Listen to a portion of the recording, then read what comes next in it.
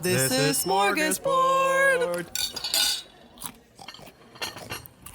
Welcome to Smörgåsbord, a show where we explore the rituals, myths, and all things strange about the world of food. I'm Mick, and here's my co-host, Angel.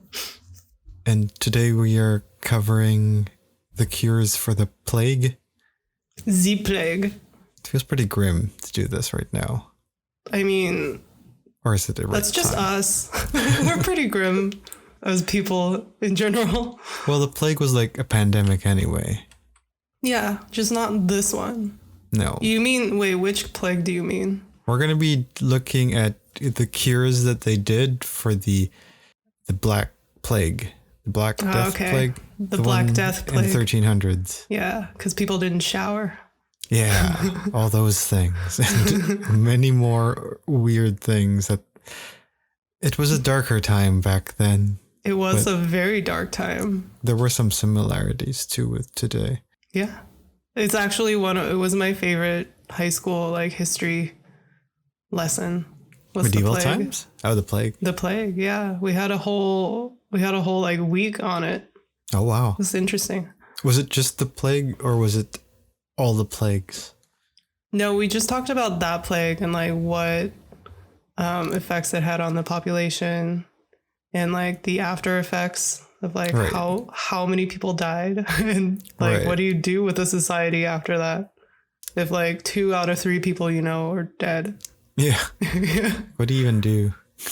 I don't know. You just gotta chill because that's when the labor force was all yeah, you know what? I don't really want to labor. Yeah. They ended borderline what did they call it? Feudalism. Feudalism. That's the word. Anyway, before we deep dive into the world of medieval times, what in your palate? Oh, so I've been binge watching Squid Game while eating squid. What kind? Just squid chips or the calamari? No, not calamari. I wish it was calamari, but your girl's broke, so I got the snack packs of I guess they're grilled, but they're really crispy. Oh, those the ones that are round? No, they've been beaten into a sheet. So it's a sheet of squid. Oh. I wish I knew what they're called, but I can't read the wrapper. I think it's in Korean. Sheets? So yeah. I just know it's squid because there's a picture of a squid on it. It's actually their mascot. It could be anything else. It's this is buffalo. Regular white plain cracker. No, it's pretty squiddy.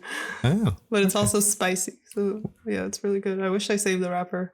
Did it taste similar to have you tried the Lay's grilled squid one? I think that was from either China or Japan. No, I haven't. It's the wavy Lay's, and then it's grilled squid flavor, and it tastes pretty close to shrimp too. Okay, but why would you eat squid flavored potato when you can just eat squid flavored squid?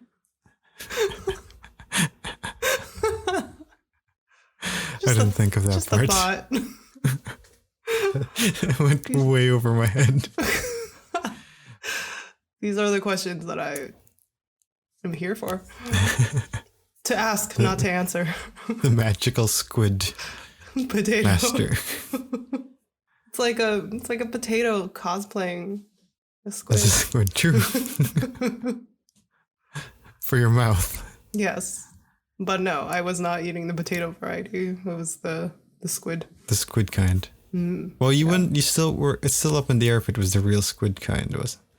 It is. Could just be a squid mascot still, too. I mean, it could Was that squid holding a potato?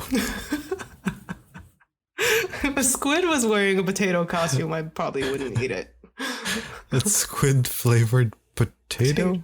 No, potato flavored squid? Yeah, no thanks. Oh. That sounds very bland. Though that's kind of if you bread squid with potato and then fry it, wouldn't it also be calamari-ish? That'd be yeah, I guess so. Potato breaded calamari. Yeah. I'd buy that. Maybe I'll eat that one. Yeah. I'll eat that version. The potato will be so crunchy. It will just feel like flour. Not potato. Not potato. Not potato. Flour crunchies. Flour crunchies. Yeah. Well, I've been home alone today, and I decided to cook like a kilo of pork chops. Oh my god. Wow, that's a lot of pork chops. Or is it? Maybe it was less. I ate like 4 slices of pork chop today. For How lunch. big are these slices? Pork chop sized. Pork chops? I don't know. I feel like pork chop comes in many shapes. It's the size of my phone, I guess. Oh, okay. And you have an iPhone of Yeah. some sort. The bigger iPhone 11, I think. Yeah, I did that with. I also made too much rice. So It was a big meal. You just ate. I was That's telling why you, you're it sleepy. was like it was a solid 2-hour experience. Of cooking and eating, or just eating? Just eating. Oh. You eat a little bit and then you just rest. Yeah. And then you eat a little bit more. Like I was watching some like food YouTuber as I was eating it. Nothing like watching food while you consume food. Yeah, you gotta I just like, watch people get murdered. So. I was gonna say you gotta watch the thing you want to do. Yeah, it's straight up murder. That show was great. What show is it? Oh, is it the Squid Game, Games? yeah. Okay. Well, speaking of the sea and murder. Speaking of people dying. Yeah, that one. We're going to do the plague. So we'll do like, I guess, a brief history of the plague. I never had covered it in school. So this is my, I guess, 33-year-old school research project. And then we'll go into the cures for the plague, what worked and what didn't.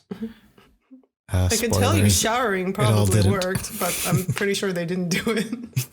Yeah, I think they were suggested not to shower for actually interesting reasons that now it really doesn't make sense.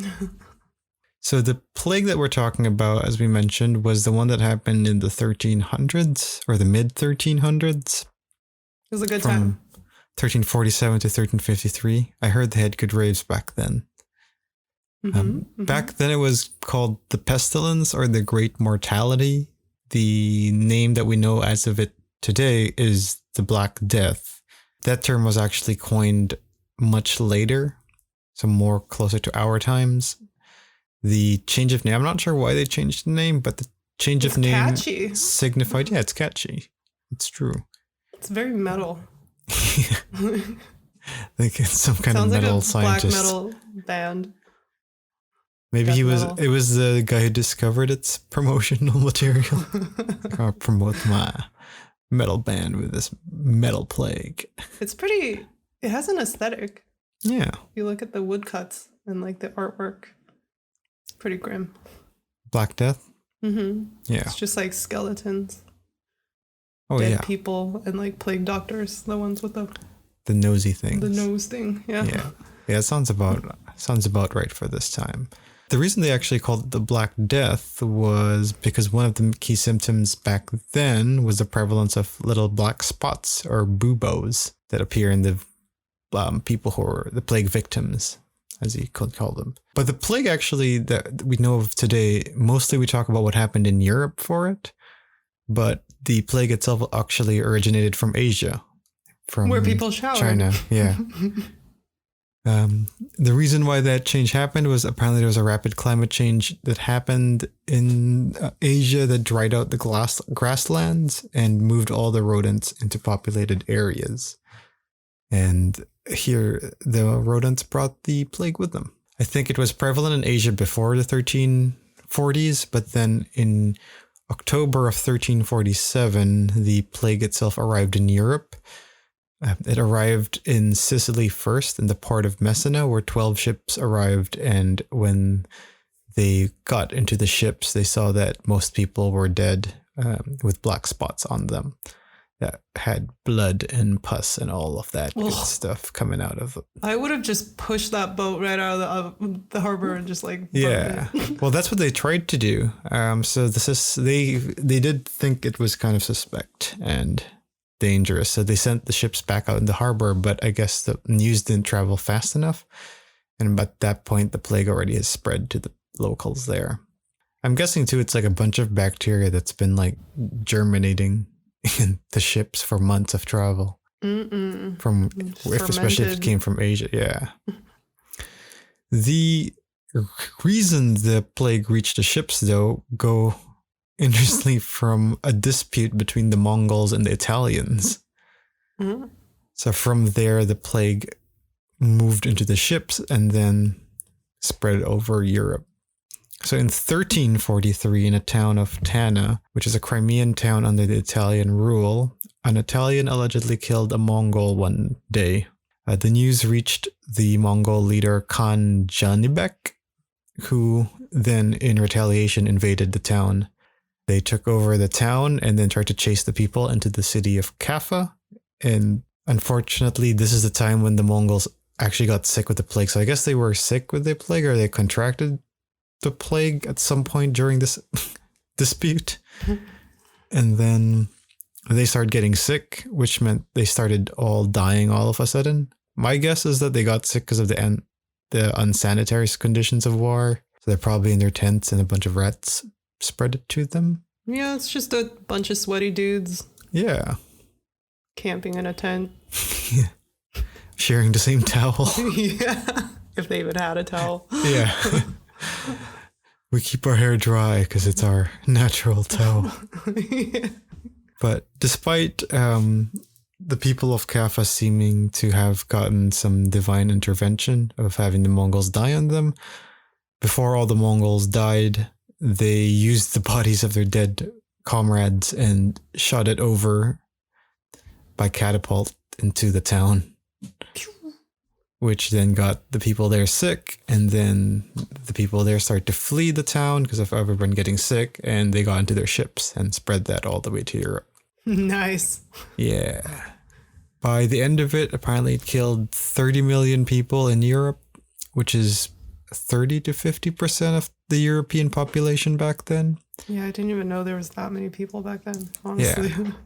And the one thing that we might not remember usually because of Western history classes is that because it originated from Asia, it also probably killed more or just as many, if not more, people in Asia as well. Because I think Asia was more populated back then than Europe. Yeah.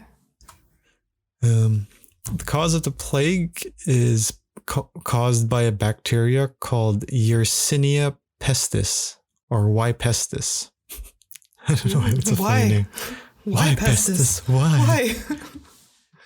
These are most prevalent in fleas. And these fleas tend to inhabit the skins of rodents or rats. Back then, they didn't know that bacteria could do that, so the medieval belief for the causes were... Didn't they think it was Jewish people? Yep. At some point, they thought it was the Jewish people. Racism.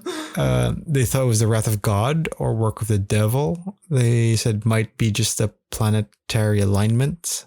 So what is it? Mercury's in retrograde, so we get the plague. Mercury goes the retrograde 3 times a year. So they get the plague 3 times a year. Yeah. Get a bonus. Here's a bonus plague. You're welcome.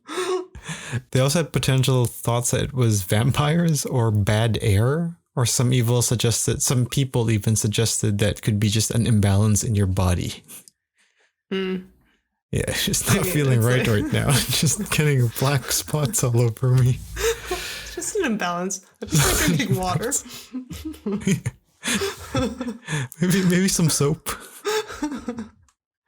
Eating the soap or using the soap? Well, just using it. Yeah, no deal. Oh, damn.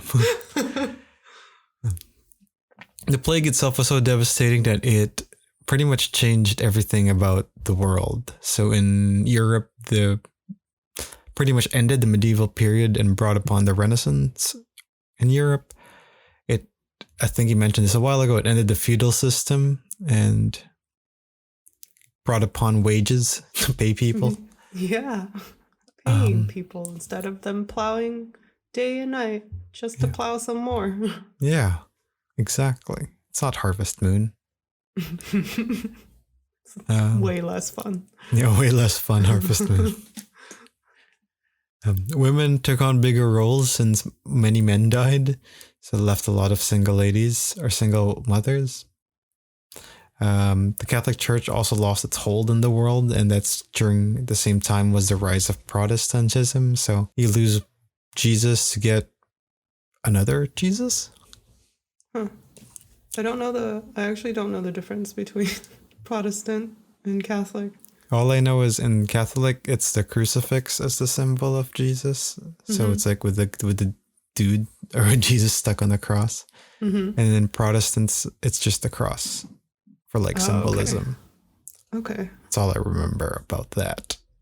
The plague itself can cause 3 different things in a human being. So when you get the plague, it actually might not be the same result every time.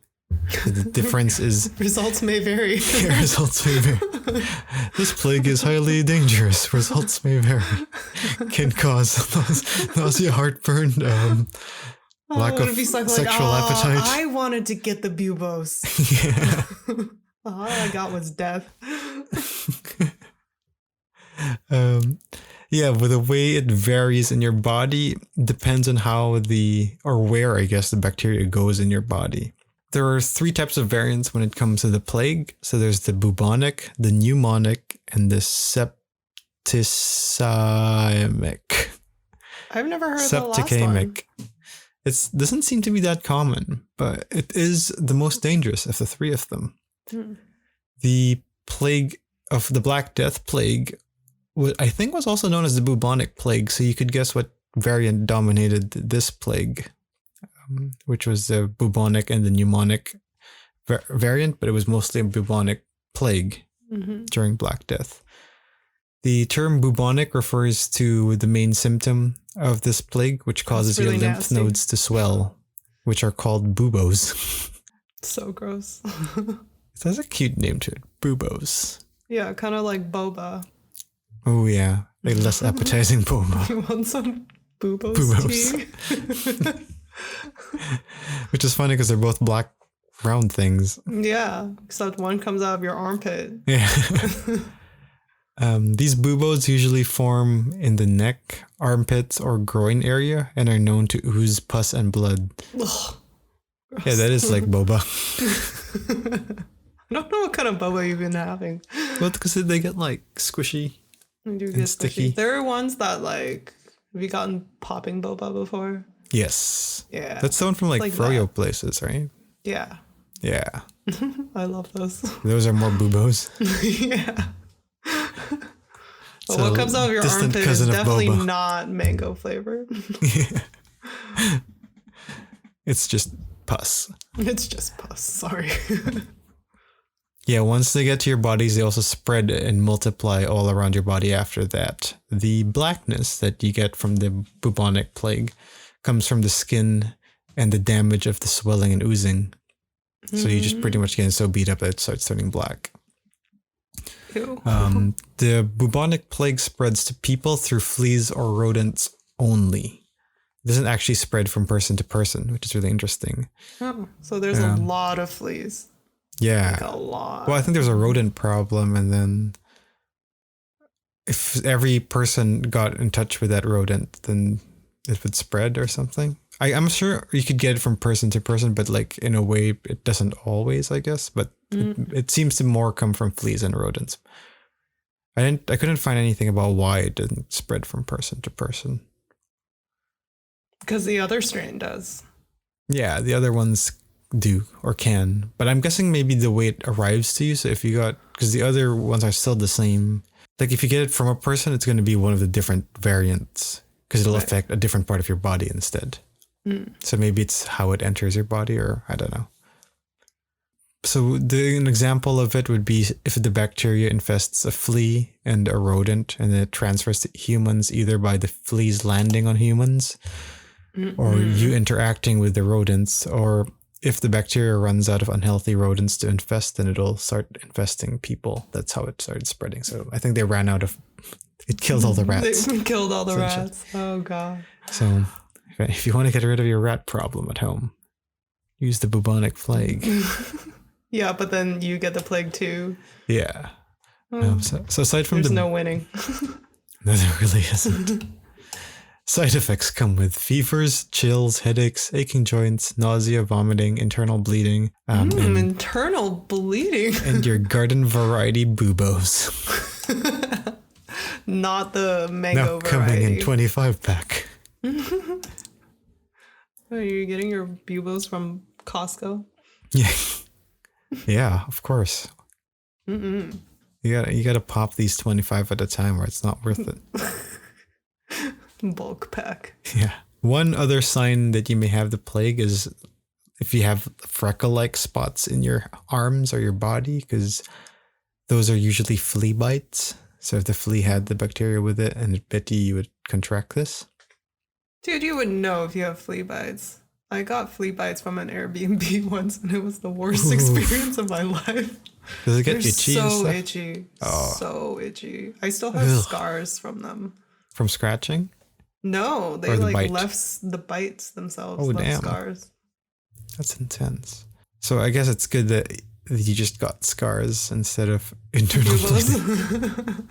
And buboes. Dude, if I get the plague from Portland, Oregon, I would not be surprised. Why Portland? From Portland. Is that the beer? Oh, it was in Portland. Yeah. Those damn hippies making up bubonic plagues. I know. Fuck. Hipsters, can't trust them. Right. Their craft beer and their bubonic plague. When it comes to its fatality rate, it's about 30 to 75%, which I guess that's why people survived. Most people live for about a week. So after a week, if you're still alive, you're probably good. Oh. What's the survival rate? 30 to 75% fatality. So whatever the other math is. Yeah. 70 to 25% survival. Not very good odds. No, not really. I don't think so either. The other variant of the plague is the pneumonic plague. So different from the bubonic, this one happens when the bacteria enters your lungs instead of it reaching your lymph nodes. So I think when the bacteria enters your body, it kind of chooses where to go. Wherever it goes, you get one of these three variants. Yay! Which one will it be today? This one you could contract through the air. So this one passes from person to person through cough or sneeze droplets. Yeah. Air. So if you, I guess, inhale it, it goes straight to your lungs. So it'll likely infest your lungs first. Meanwhile, when you get bit, it goes through your skin first, which is probably why it affects your lymph nodes. Oh, that kind of makes sense. Science. Imagine if people trusted science more often. Oh, imagine. Symptoms for this is fever and blood. While your cough starts spitting out blood, it progressively turns from light to bright red. Due to the rising amount of blood, you'll start coughing up. So it just gets worse. That's why it starts. That's why your cough is getting darker.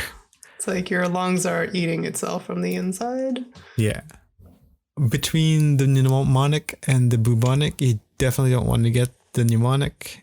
Its fatality rate is 90 to 95%. So 5 to 10% survival. I don't know why I just laughed. That's GG. Yeah, that's us. See ya. As soon as you get it, you know. Yep. The last variant, the most dangerous one, is the septicaemic. This one is when it infects your blood. This one you get through insect or flea bites. The symptoms of this is high fever and disseminated intravascular coagulation, which is medical speak for blood clotting. Oh, yeah, essentially a lot of blood clotting. It ends up causing purple skin patches in your skin because your blood's just getting stuck. When that happens, you're dead. Yeah. Compared to the other two that have buboes coming with them, both the pneumonic and the bubonic. The septicaemic actually rarely has any bubos, and the main reason is it kills you so fast you won't have time. You don't have time to brew one. You can't pass by your local bubos tea shop and get one before you get your plague. No bubo tea for you. Yeah, see, I've never heard of the third one. Yeah. I've only heard of the first two. Well, it's good that it's not as popular because there is still no cure for this one. And its fatality rate is pretty much 100%. It's an insta-kill, folks. See, when, and I know this from playing Plague Inc., if you make the fatality rate too high, then you don't have a chance to spread. So that's probably why you don't hear it, or it's not as common as, like, you get it, you did. Yeah, it's too fast. You gotta you gotta calm down a little bit. Yeah, you gotta have an incubation period. Exactly. People don't know you're there. Or you're secretly having babies. Yeah, you don't want that. Yeah. Yeah, that's why I think it doesn't spread from people to people, because you have to either get bitten by it or inhale it. And unless it's in the person's lungs and they cough it to you, you're not going to get it from another person. Your skin actually protects you from this bacteria. It's if ever you contract this plague, if it can get into your body. And that's what it seems like. Yes, and the fleas can. Yeah. Gnawing. How many teeth do fleas have? I don't want to know. I just want them dead. How many eyes? They're awful. 4 noses? They jump. They jump real far. Yeah, I watched The Bug's Life. Oh. I will never watch that. I hate insects so much. Oh, yeah, you hate that one for sure. Like, they're not cute. I just want to burn them all. I wonder when you burn them, they also jump high. They do. It's like popcorn. Ew. But like little flea popcorn. Guts. Yeah. Yuck. So we have some plague facts also, or some plague stories that we could share with you during this time.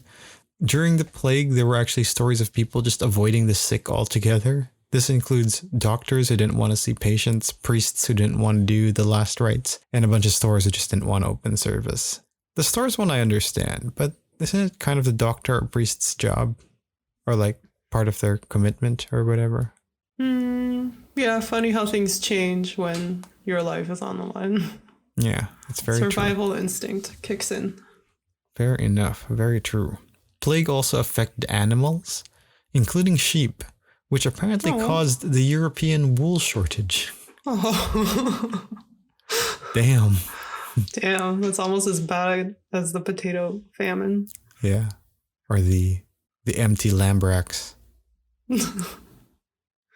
The empty racks of no lamb. Yep. It was a lamb-free winter that year. But we have all these potatoes.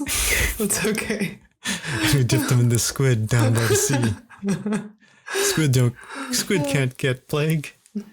Or can they? I probably can. I don't know. Pretty sure anything can get some kind of plague. Yeah. The plague itself also killed half the people of Siena, which halted the creation of what would have been the largest cathedral, which is the Siena Gothic Cathedral. Apparently, a part of this cathedral still exists today, and it just never was made because they just ran out of people to do it. Yeah.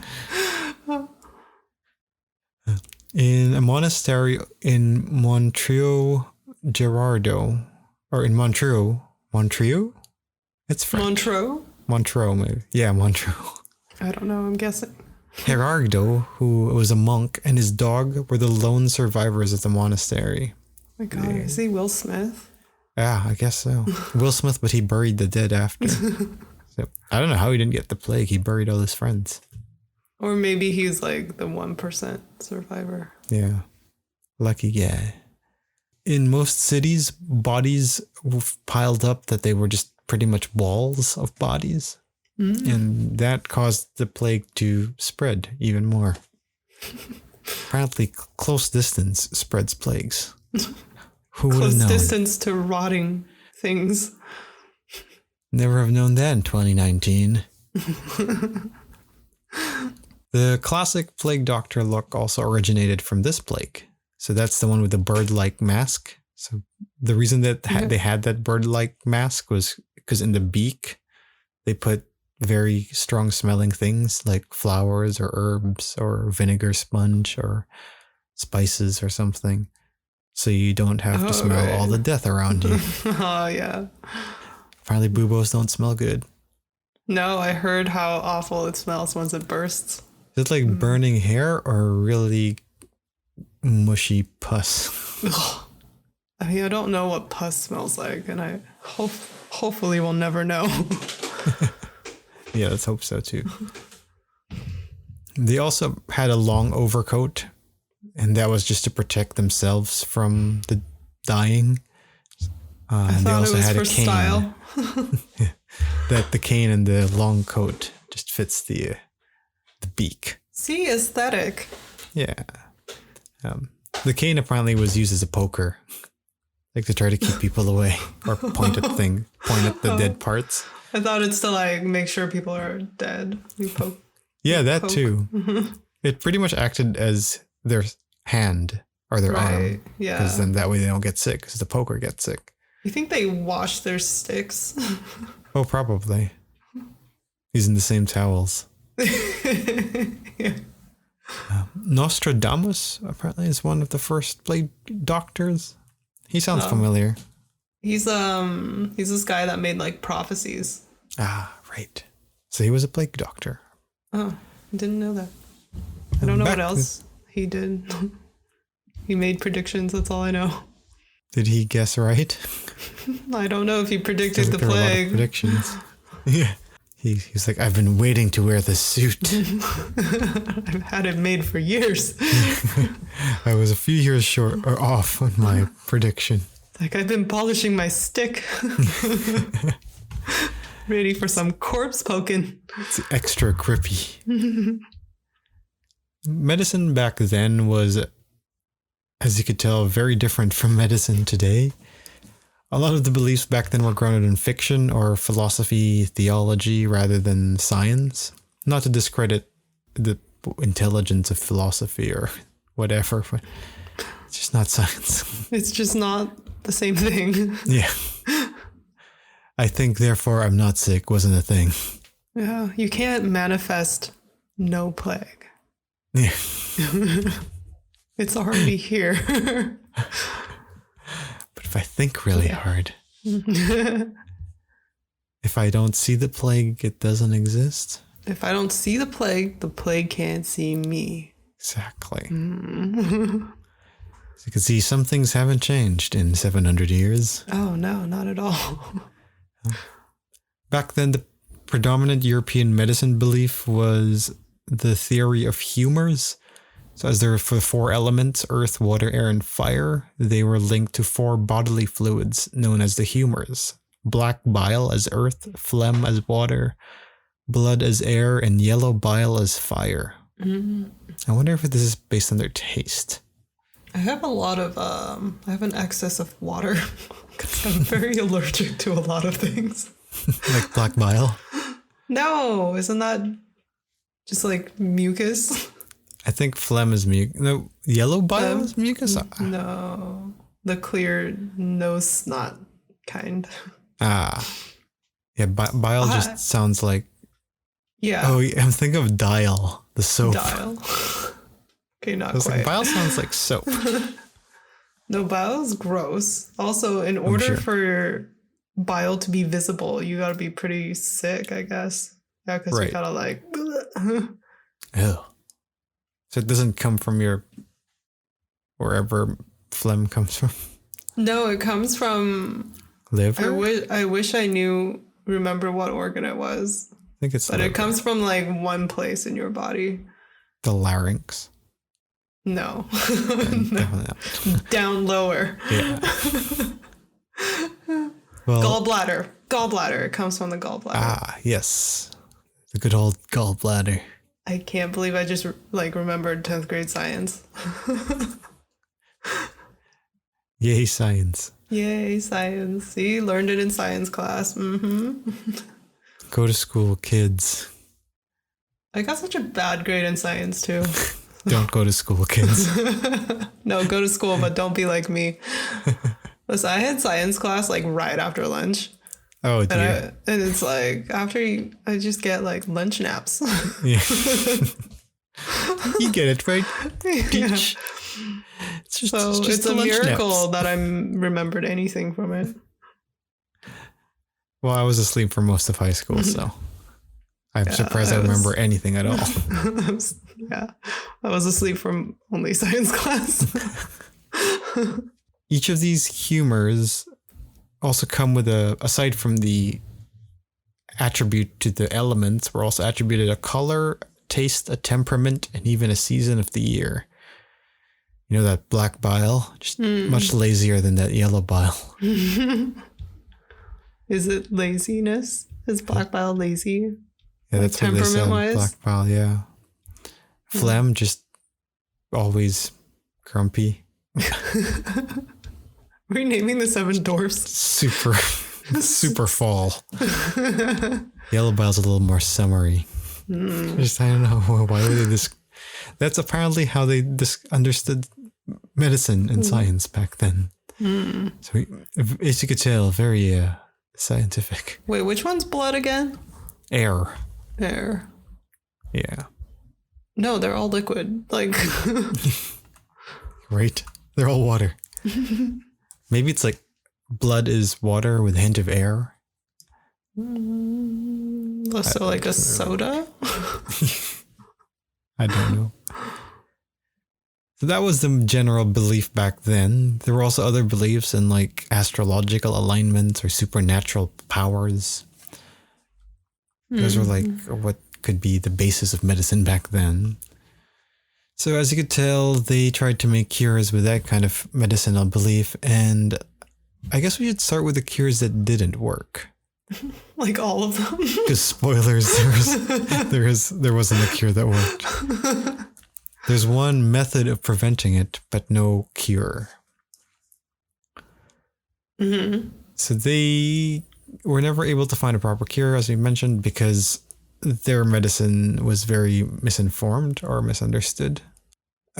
So when it comes to the cures that didn't work, I guess we'll start with the animal-based cures, because we're kind of a food podcast. The most popular cure back then was the Vicari method. Have you ever heard of this? No. Founded by the English doctor Thomas Vicari, this method requires you to pluck the backside of the chicken clean. Like while it's alive? Yes, while it's alive.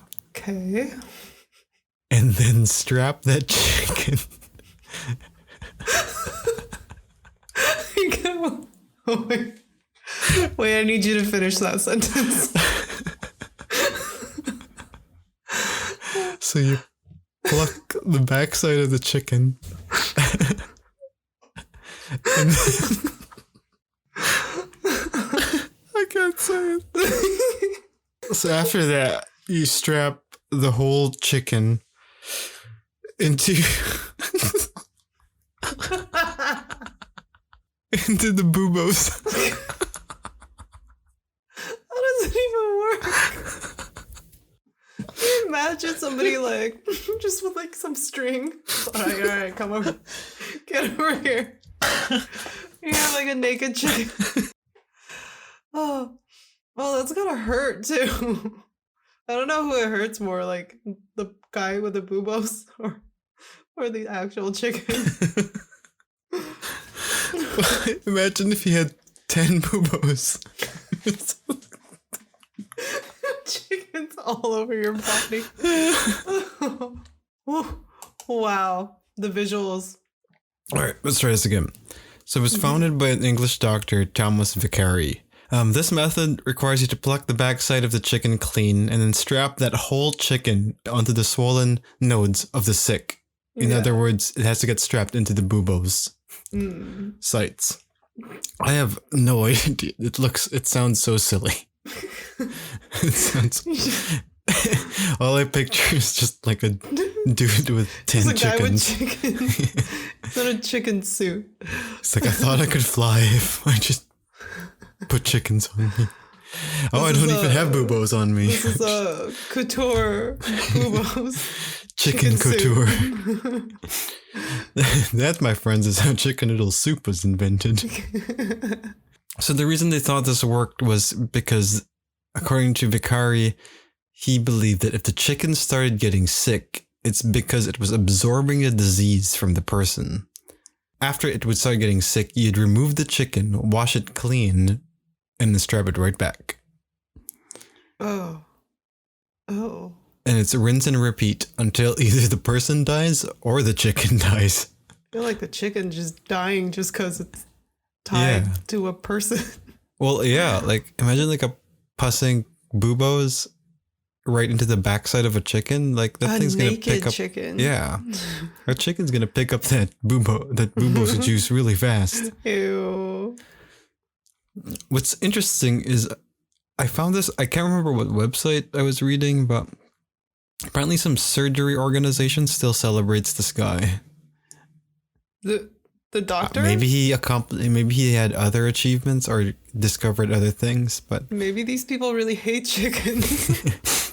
They really thought it worked. Yeah. I think what actually happened was if the chicken got sick, then you just infected. That's how the plague spreads. That's how it works. Sure. So if anyone got COVID, don't worry, I'll buy you a tub of chicken nuggets. Yeah. And we'll staple it to your face. Maybe that will put mask some out of sympathy. Maybe that's how you got sick. You tried to put a chicken nuggets mask, and before you even left the building, it was all gone. There is no mask. There is only remnants of nugget. Yeah. I still have the chicken bits. Does that cover anything? When it comes to other animal-related cures, another one was chopping up a snake and then rubbing those snake bits into your buboes. Oh.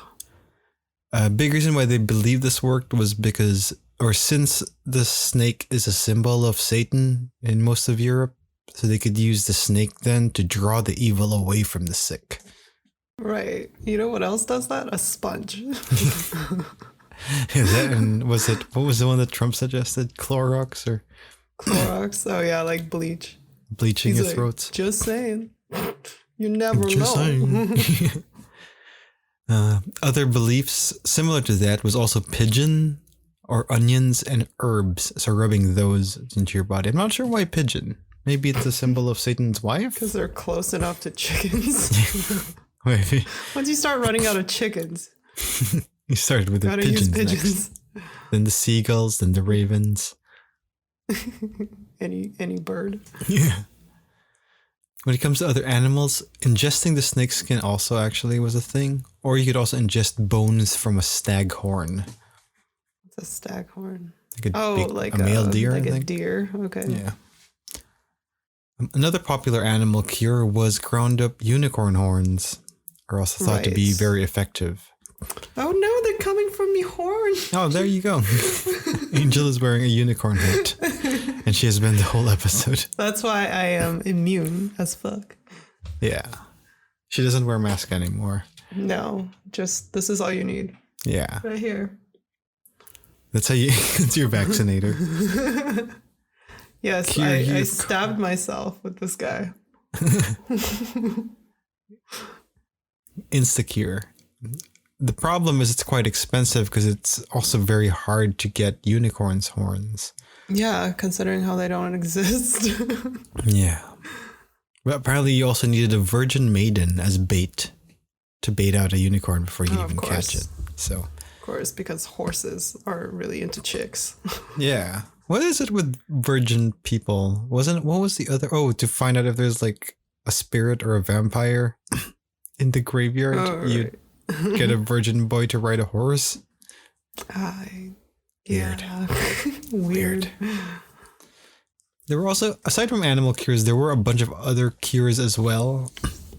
One of it was bloodletting. So bloodletting with leeches was a common one. You old leeches. The fix-all. Yeah, they believe that it will suck the bacteria out of you. These were super expensive though, because it was a profession back then to be a bloodletter. So you're just a dude with a box of leeches. It's like, I'm here. Yeah. The leech is at your service. The collected blood from the leeches were disposed, but the whole process was quite expensive, apparently. So another method that most people who didn't have money used was cupping. Oh, gross. People still where you do heat that. up a cup and apply it on your skin. So the idea was that the heat will absorb the bubos into the cup. It'll absorb something. Pain. Actually, it will emit a lot of pain. You will absorb the pain. Yeah. One popular potion was the Four Thieves vinegar, which is cider vinegar or wine with spices like sage, clove, rosemary, wormwood, etc., etc. The reason why it's called Four Thieves vinegar was because there was a gang of four thieves who would drink this potion before they robbed the homes and the graves of the dead. And they claimed that it was how they were able to go through these homes without catching the plague from these homes. What's interesting about this, although it might not work as a plague cure, it actually is still used as an antibacterial agent until now. Yeah. So maybe they were onto something. Yeah, it cleans stuff. Maybe not. That's why this is the reason why some cleaners may clean it on the surface, but drinking it won't actually. What do you mean? Also for the rich, if you're really rich, crushed emeralds were said to be a good cure-all a good cure for the plague. And then you're just going to be emeraldless and dead. Yeah. But at least you got, I guess, same way we have gold doused food. This one was crushing it and putting it into the foods for you to eat. For the poor, you have your garden variety emeralds. No, you actually have arsenic or mercury. That was what the poor believed would be the replacement of emeralds. So they didn't die of the plague. They died from poisoning themselves. Cool. Yeah. It's like the boomers and the horse tranquilizers. Exactly. Pretty much. Another concoction by the rich was a theriac, which is a combination of a lot of different ingredients. That's as much as like 50 ingredients. But one of the key ingredients that's there is lots of opium. I mean, sure. Its liquid version is treacle, but apparently only a 10-year-old treacle is effective. The treacle is a rather sweet syrup-like substance. It's now used more for a general term for sticky, dark liquids, like molasses is, I guess, considered a treacle at this point. One possible reason that the 10-year treacle may have worked potentially was because after 10 years, it probably developed a whole ecosystem of molds, yeasts, and bacteria that can probably fight the white pestis off your body. That's a theory, at least. Aside from consuming it, you could also use it as a paste or a cream for your ugly-looking bubos in your skin. Other mixtures were drinking straight vinegar, using tree resin, roots of white lilies. There was also another concoction that required ground roasted eggshells, marigold flowers, treacle, and warm beer. Warm beer is painful enough, thank you. Yeah, that's awful. Aside from these potions and whatnot, another way they thought was a good cure was fumigating you. So because there was this belief that the plague was, because it felt like the plague was spread by air, which part of it does, people thought that it was caused by bad air. So they thought that fumigating with incense or burning thatch could clean or cleanse you. Let me guess, it didn't work. No, really didn't. Some just also used bouquets of flowers in terms of smell. And you just put it in front of your face to prevent yourself from getting the plague. So it's kind of using a bouquet of flowers for the smell, but also as a mask. A mask, yeah. Did you know spraying Febreze into your nose? Yeah. Is a cure? Yeah. Or apparently, as long as you don't smell the plague, you're not going to be sick. Yeah. From the plague. If I don't smell it, then it's not there. Some would, instead of keeping it in your face, would just keep it in your pockets. So kind of using it as a totem. Or like just as long as you smell good, you're fine. This is apparently where the song Ring Around the Rosie Yes. I did originated know that. from. Pockets full of posies. Ashes, ashes, they all fall down, as in we're burning all the bodies. Yep. It was dark. It was a dark time. It was a very dark time. Another way of fumigating was just actually just doing a sauna, so hanging up by a hot fire, so sweating it out. Some thought that sitting by an open sewer can help, because then the bad air will absorb your bad air. Yeah, the bad air will just fight it out, dig it out. And you slowly sneak away when they're fighting. Like, I want the plague. No, I want the plague. In relation to, I guess, smells and all that, bathing was actually discouraged during this time. Knew it. And the main reason for it is because they believed that it opened up your pores, which meant you were more susceptible to infection. Yikes. And also because bathing apparently was disrespectful to the gods for some people. The gods of BO? You'd think, right? It was because they thought that the gods were punishing them with the plague, so trying to wash it off would be disrespectful. So you should just accept the plague. Yes. Okay. That's special. Yeah.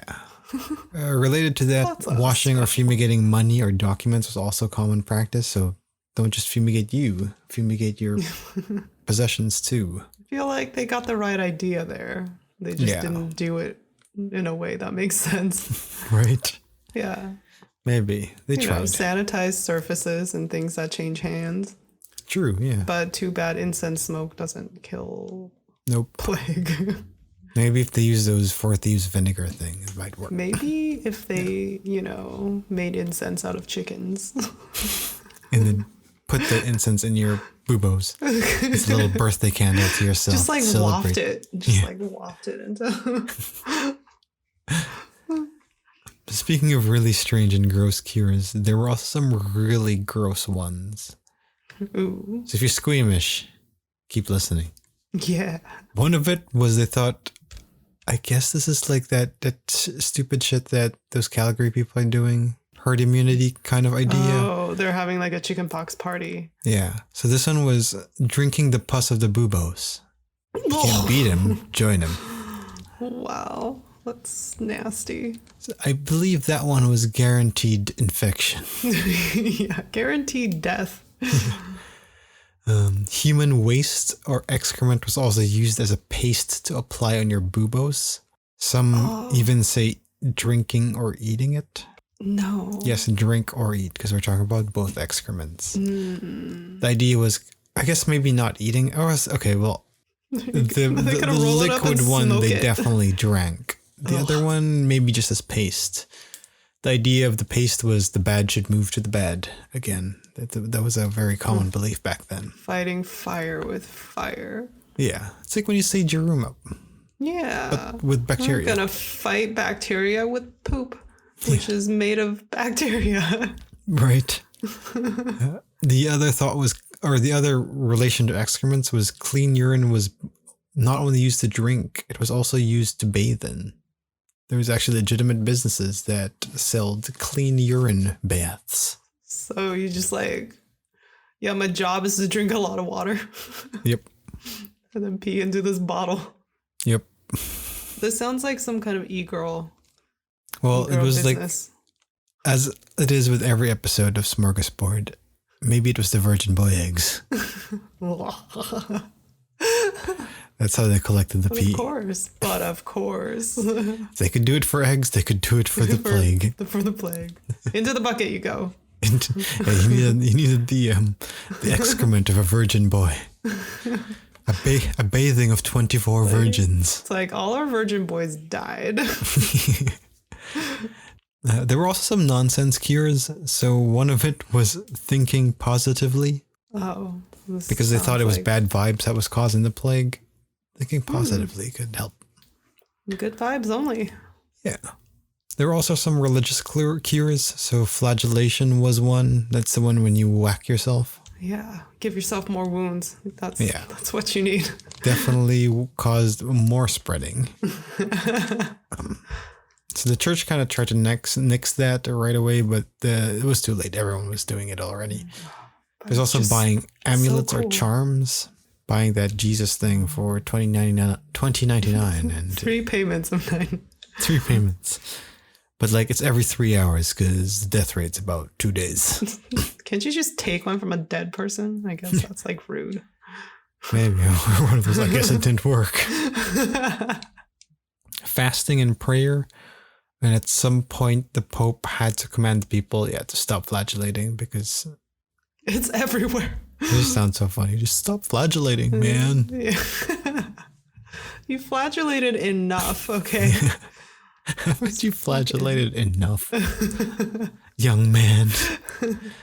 As punishment, no more flagellating.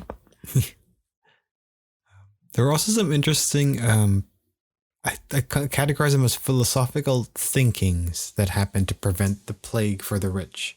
It's the idea of like eating and drinking in moderation, adding aromatic herbs to beverages, refraining from interacting with the poor, or even avoiding lechery and lustfulness. So these kind of like religious / philosophical ideas came to rise apparently around this time. Maybe not came to rise necessarily, but became popular around this time.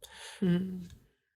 Another version of cures that they had were, well, I guess it's not really a cure, but for the rich, instead of finding a cure, they just leave the infected areas. Bye. It was harder for the poor to do that because they didn't have their beach house in Santa Monica. Oh, Santa Barbara. God. Where in LA has the beaches? You're right on both counts. Oh, okay, cool. Malibu. Is another good choice. Laguna Florida. Beach. Florida is not in California. Yeah. I was just thinking of beaches at that point. Beach house in Mexico. Another thing that came out of the plague, which is kind of more unfortunate, was the oppression towards marginalized groups. Surprise, surprise. Oh, nothing has changed, Nope. I see. But the people they persecuted were different back then. They were mostly the Jews, the cripples, or anyone who stood out. If you're different, you probably caused the plague. The reason they thought the Jews did it is because they thought that they were poisoning the waters. So they thought that the plague traveled by water, which I guess is also why people avoided bathing or drinking water. And a lot of Jews and a lot of marginalized groups were killed and tortured to tell the truth, in quotation marks. The truth. Truthiness. Yeah. When it comes to the cures that worked, there's none. No surprise. To the surprise of no one. The one true way that really worked to prevent the plague back then was really just avoiding the sick or quarantining. Imagine that. Imagine that. In fact, the term quarantine was born during this time. It was actually from the port of Ragusa, which was modern-day Croatia. It was a Venetian port back then. They, during the plague, imposed a 30-day isolation on arriving ships, which eventually extended to 40 days, or what was called quarantino. That's a lot of number of days. Yeah. Well, yeah, imagine people can't even deal with 2 weeks right now. This is a month and a half. Yeah. Oof. Yeah. Different time. People were stronger back then. They were less distracted, maybe. Yeah. Right. So you'd be in a boat for 40 days, essentially, is what it is. But just like today, nobody followed it, and especially the rich didn't want to follow it. And it caused it to spread more. I'm going to get really close to this microphone and say, But also, even if there was this awareness of quarantining worked, governments back then were also slow at implementing these policies. Some things don't change. No, not at all. Pandemics still handled the same way. But there were also there were some places that did enforce these very strictly. So I guess your version of New Zealand back then would be Milan, who really made it law right away and strictly enforced it, even creating pest houses where plague victims can gather so that they could be tended to and, try to recover. I thought you were going to say so they can be killed. No, they combined everybody together to prevent the spread and then tried to help. I don't know who was helping them at that point. So yeah, that was really the only thing that kind of worked, was just staying away from people. Social distance. Strange how that works. Yeah, so weird. Never thought that would be a thing. Yeah. But this plague, so it ran from, I think, in Europe, it was from 1347 to about 1353. After that, it was a lot of quarantining and people just getting their shit together. So as you could see, this pandemic can go for that long if we don't just get stuff. Just do the thing. Just behave for hey, like listen, a few we've weeks. invented something else now if people would just do it. Right. It's called vaccination. Yeah. Maybe that was a good time to do this episode. We'll just name it The Cures for the Plague, or Get Vaccinated. Get Vaccinated. The end. Yeah. Nowadays, that really is it. Get treated. Get prevented. That's the only way you could protect yourself from the plague, even. Although it did end in 1353, there were many reoccurrences all the way until 1400. So 1361, 1369, 1374, 1390, 1400 were all recurrences of the Black Death coming back. It's like Fast and Furious. They just keep making more. Like, hey, I'm back. Hey guys. Hey. Remember me? Miss me? Sorry, I was out in the other worlds. Mercury? Oh, damn fine. No one left there. Mercury is now in retrograde. I'm back. Retrograde in French is pandemic. When it comes to the Black Death today, the plague itself and the bacteria still exists. There's about 1,000 to 3,000 plagues cases every year. It's not as much as back in the day. And I think a big part of it is you get sick fast, you get treated fast, the infection and the spread doesn't happen as big. It's all though like science. Yeah. Can cure things. Weird. And as we do with every episode, is it healthy or is it good? Is it healthy eating pus? I'm gonna pass on that one. Yeah. If it's good, I don't think any of those cures tasted or looked good. I can't even imagine a chicken butt on my skin. So, yeah. I would just want to tie a naked chicken on someone just for fun. See if it works. Maybe like, oh, you're feeling a little down. Here, let me just wrap a butthole. Can we tie them to some anti-vaxxers? Just like, if you don't believe in science, I bet you believe in chicken. Yeah. You know what people like you did back then? Strap chickens. Let me teach you the ways.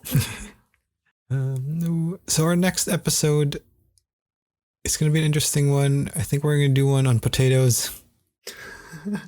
Angel wrote a song. I can't take all the writing credit. I had a good base to work from. Yeah. So, and I don't mean the instrument bass. I mean like the song it's based on. Bass. Yeah. Yeah, so we'll see if we can get someone to perform for us the potato song. The potato song. It's beautiful. I don't know. We'll find something about potatoes. Maybe weird potato uses. Potato art. What do you think would be the weirdest use of potato? Shoving it up. Tying it to your boobos. Tying it to potato a chicken. Flavored boba. Ew. Is it potato flavored boobos? I don't think so. Potato flavored. Yeah. No, thank you. So that's our episode. I laughed way too hard. We spent 20 minutes laughing. Yeah, we did, I think. Okay, bye. Yeah, bye. This is Smörgåsbord.